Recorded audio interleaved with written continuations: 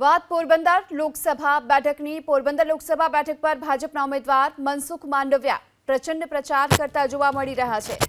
કેશોદ પંથકના દીવરાણા ગામે મનસુખ માંડવિયાએ ચૂંટણી પ્રચાર કર્યો, જેમાં મોટી સંખ્યામાં સ્થાનિક કાર્યકર્તાઓ અને લોકો પણ હાજર રહ્યા હતા। મનસુખ માંડવિયા આજે કેશોદમાં પહોંચ્યા હતા, અહીં પ્રચંડ પ્રચાર કર્યો હતો। ત્યારે ભાજપના કાર્યકર્તાઓની સાથોસાથ સ્થાનિક લોકો પણ જોવા મળ્યા હતા। કેશોદના દીવરાણા ગામમાં પહોંચ્યા હતા મનસુખ માંડવિયા અને તેમણે પ્રચાર અહીં શરૂ કર્યો। મોટી સંખ્યામાં કાર્યકર્તાઓ અને ગ્રામજનો પણ ઉપસ્થિત રહ્યા। કેશોદમાં પ્રચંડ પ્રચાર કરતા જોવા મળી રહ્યા છે મનસુખ માંડવિયા।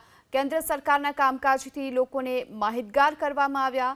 મોટી સંખ્યામાં કાર્યકર્તાઓની સાથે ગામના લોકો પણ ઉપસ્થિત રહ્યા હતા। મનસુખ માંડવિયાને કેશોદમાં જનપ્રતિસાદ મળી રહ્યો છે। આજે તેમણે પ્રચંડ પ્રચારની શરૂઆત કરી છે। દીવરાણા ગામમાં પહોંચ્યા હતા। વધુ વિગતો મેળવીએ સંવાદદાતા પ્રતિક પંડ્યા આપણી સાથે જોડાઈ ચૂક્યા છે। પ્રતિક, દીવરાણા ખાતે પહોંચ્યા હતા મનસુખ માંડવિયા, તેમણે પ્રચાર કર્યો, કયા પ્રકારનું જનસમર્થન? બિલકુલ, પોરબંદર લોકસભા સીટના ઉમેદવાર ભાજપના ઉમેદવાર મનસુખ માંડવિયા આજે કેશોદ અને માંગરોળ આસપાસના જે ગ્રામ્ય વિસ્તાર છે તેમાં હાલ પ્રચાર કરી રહ્યા છે। વહેલી સવારથી તેમનો પ્રચાર શરૂ થઈ ચૂક્યો છે, જે અંતર્ગત દીવરાણા ગામ આવે છે ત્યાં તેમનો પ્રચાર હતો। સ્થાનિક કાર્યકર્તાઓ પણ હાજર હતા, ગામ લોકો પણ હાજર હતા।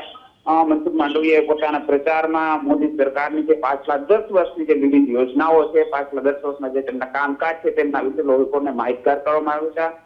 મહત્વની વાત છે કે જુનાગઢ જિલ્લાનો જે કેશોદ અને માંગરોળનો આ વિસ્તાર છે, પરંતુ લોકસભાની દ્રષ્ટિએથી જો વાત કરીએ તો લોકસભાનો મત વિસ્તાર આ ઘણા ખરા ગ્રામ્ય પંથક જે છે એ પોરબંદર લોકસભા સીટ અંતર્ગત આવતો હોય છે, જે અંતર્ગત મનસુખ માંડવિયાનો આજનો આ ચૂંટણી પ્રવાસ છે। અને આજે દીવરાણા બાદ અન્ય જે આસપાસના કેટલાક ગ્રામ્ય વિસ્તારો છે તેમાં મનસુખ માંડવિયાનો આ ચૂંટણી પ્રવાસ આગળ કાર્યરત રહેશે। જી, આભાર આપનો આ સમગ્ર માહિતી બદલ।